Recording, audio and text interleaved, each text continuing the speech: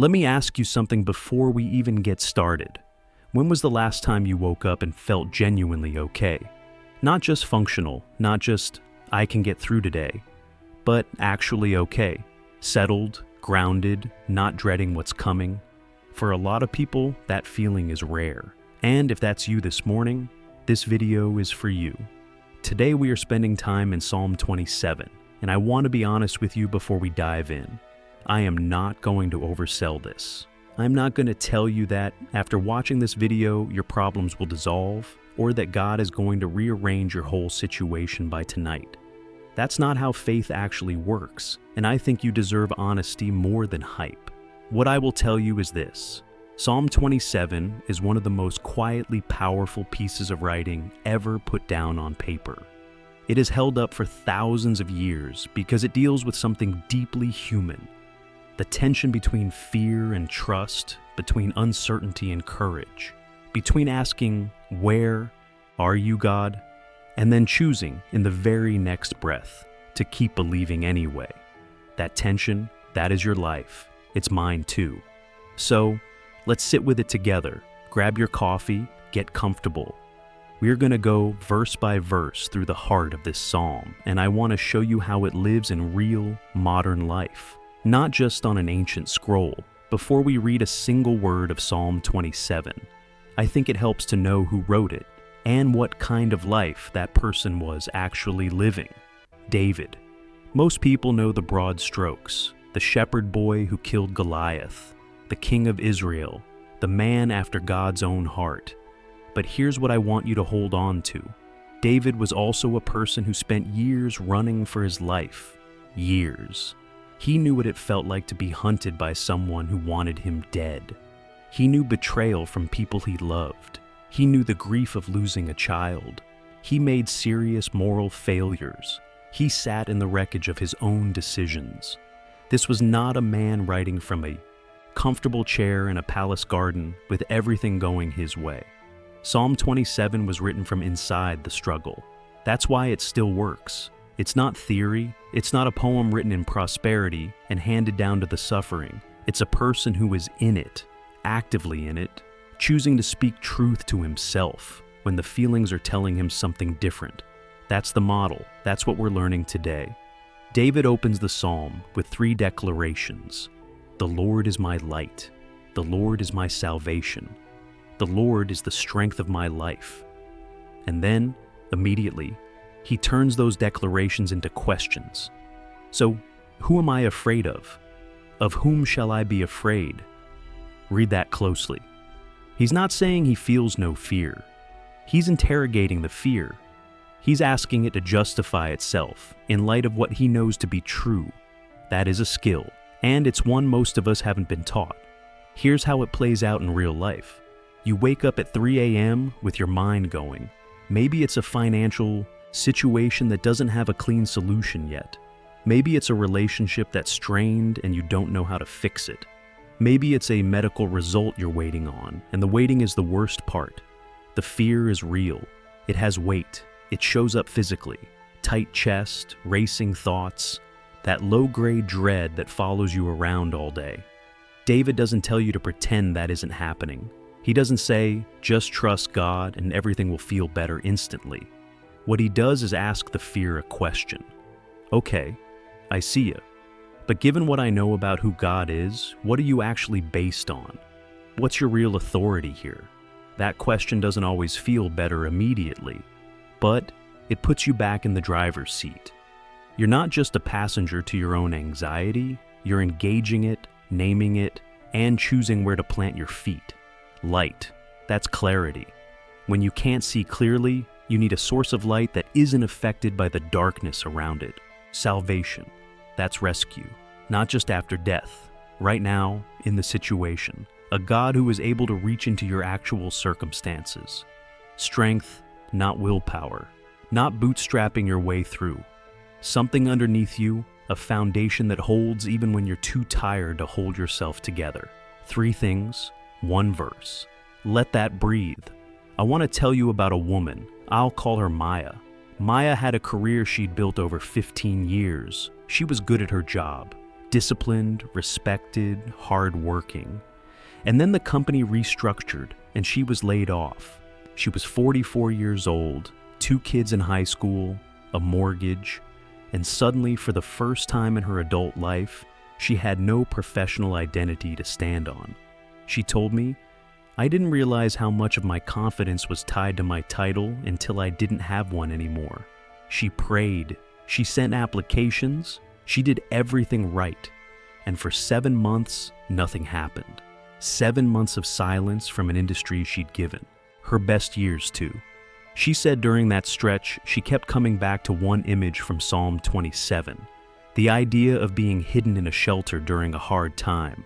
Not the problem disappearing, not a fast breakthrough, just being covered, safe enough to keep breathing, protected enough to keep going. She wasn't delivered from the trial in 7 days, but she said she noticed a change in how she carried it. There's a difference between being in a storm outside with nothing over your head and being in a storm but standing under something solid. The storm is still happening, but you're not as exposed as you were. Maya eventually found a new position, but she said the more important thing she found was that her identity survived the silence. Because she'd stopped building it entirely on what she produced. That's Psalm 27 doing its quiet work. Verse 4 of Psalm 27 is one of the most focused verses in the entire Bible. David says there is one thing he has asked of God, one thing he seeks, to dwell in the house of the Lord all his days, to behold the beauty of who God is and to seek him. One thing. In a world that is constantly asking you to want more, do more, optimize more, this verse is quietly countercultural. David, the king of Israel, a man with resources and responsibilities and enemies and an entire nation to lead, narrows his deepest desire down to one thing: not success, not vindication, not the defeat of his enemies, not recognition, not comfort, presence, just nearness, just access to the God who is his light and salvation and strength. I think we underestimate how much energy we spend wanting the right things in the wrong order. We want the problem solved first, then we'll rest. We want the relationship restored first, then we'll trust. We want the finances stabilized first, then we'll have peace. David flips it. Seek the one thing first: connection, presence, knowing who God is, and let that be the ground under everything else. This is not passive. It's not checking out from your real-world responsibilities. It's about what you build your whole posture on before you go out and face the day. Let me give you something practical here, something you can do tomorrow morning, even if you're not a morning person. Even if your mornings are chaotic, this takes 30 to 90 seconds. That's all I'm asking. Step 1. Before you look at your phone, before you check anything, sit up and put both feet flat on the floor. Just that. Arrive in your body before the day arrives on you. Step 2. Take 3 slow breaths. Not deep yoga breaths, just slower than usual. In through your nose, out through your mouth. 3 times. This isn't mystical. It's physiological. It signals to your nervous system that you're not in emergency mode before you've even started. Step 3. Say one sentence out loud. It can be from Psalm 27, something like, "You are my light today." Or it can be your own words. "I don't have to have this figured out." Or simply, "I'm not doing this alone." Saying it out loud matters. Your brain processes spoken language differently than thought. You're not just thinking it, you're declaring it into your own space. Step 4. Name one thing you're placing in God's hands today. Not fixing, not solving, just setting down. Like picking up something heavy and choosing to put it on the table instead of carrying it strapped to your back all day. Name it. Let it go. Even temporarily. 30 seconds minimum, 90 maximum. That's the whole practice. I want to challenge you to try this for 5 consecutive mornings. Just 5. And notice, not whether your circumstances change, but whether you do. whether you walk into the day slightly more grounded than you did before. Here's another story I want to share. A man, I'll call him Thomas, was in a marriage that had become really difficult. Not abusive, just deeply disconnected. Years of small hurts, missed moments, growing apart. He and his wife were in counseling, doing the work, but it was slow and painful, and some weeks felt like 2 steps backward. He told me he kept asking God for a sign, something visible, something that said, "This is going to turn around. Keep going." The sign didn't come, at least not in the dramatic form he was hoping for. But he said one morning, after sitting in that small practice of just declaring God's presence before he did anything else, something shifted, not in his marriage, in him. He said, "I stopped waiting for God to prove something to me and started just showing up, to my marriage, to my faith, with less bitterness and more patience." I can't explain it exactly. It was quiet. Psalm 27 talks about asking for God's face, seeking it. That language of seeking implies that there's a searching involved, that it isn't always instantly apparent. Thomas was searching, and what he found wasn't a dramatic answer. It was a quieter faithfulness, a stability that didn't depend on the outcome looking the way he wanted.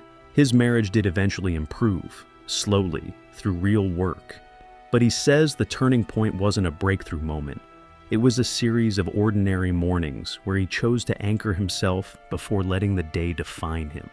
Now, I want to spend real time here, because this is where a lot of people get stuck, and where I think the church has sometimes failed people by being too quick with easy answers. Psalm 27 ends with these words, "Wait on the Lord, be of good courage, and he shall strengthen your heart." Wait, I say, on the Lord. Wait. Twice. He says it twice. If you're in a waiting season right now, and I mean a real one, not just impatience, but genuine sustained waiting, I want you to know something. The waiting is not a sign that your faith isn't strong enough. It is not a sign that you're doing something wrong. It is not a sign that God has lost track of you. David, the man who wrote, "The Lord is my light," also wrote, "Wait on the Lord." Both, the same person, in the same psalm. Which means confidence and waiting are not opposites. They coexist. You can believe deeply and still be in a period where nothing visible is happening yet. Those two realities are not in conflict. Here's what waiting is not. It is not passive resignation. It is not giving up and calling it trust. It is not stuffing your real grief and pretending everything is fine. Here's what waiting actually is. It's active choosing. Every day that you wake up in the silence and still orient yourself toward God instead of despair, that is something. That costs you something real. It takes genuine courage to keep your heart open when you have no evidence yet that things are moving. David says, "Be of good courage." He says it as a command, which tells you it's not automatic. Courage has to be chosen, especially when you're tired, especially in the long seasons where the answer is still not visible.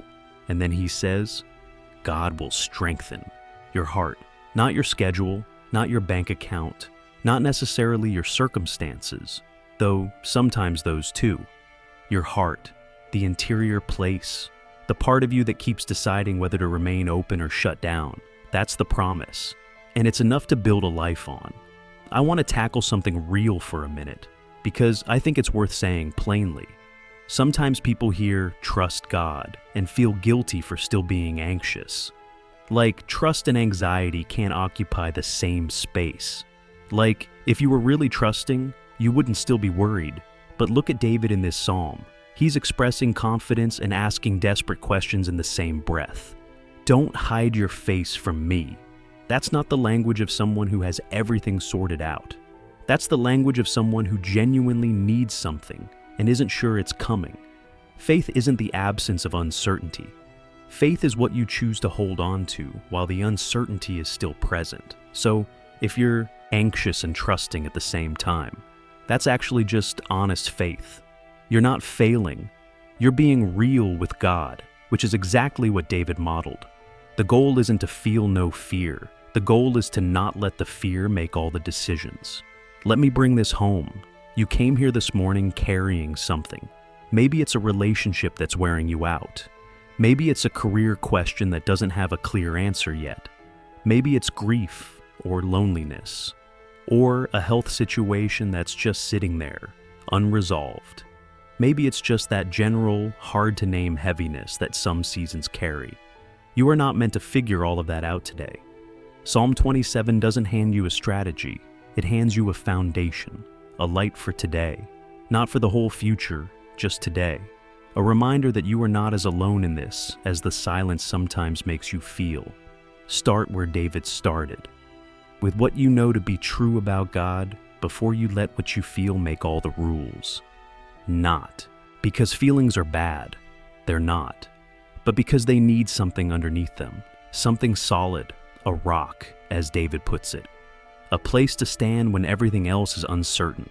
Seek the one thing. Practice the morning pause. Name your fears and ask them what they're actually based on. And when the waiting stretches longer than you hoped, let your heart take courage. Let it be strengthened. That's available to you right now, right where you are. You are going to be okay. Not because the road ahead is smooth, but because you are not walking it alone. Go have a good day. A real one. Take care of yourself. Before you go, I want to ask you something simple. Drop a comment below with just one word. What season are you in right now? It can be anything. Waiting, healing, rebuilding, grateful, struggling, trusting. Just one word. I read every single one, and it genuinely matters to me. If this is the kind of content you want to start your mornings with, grounded, honest, real faith for real life, then hit subscribe. I put something new out every week, and I'd love to have you here for it. Thank you for spending this time. Seriously. Now, go be present in your day. I'll see you next time.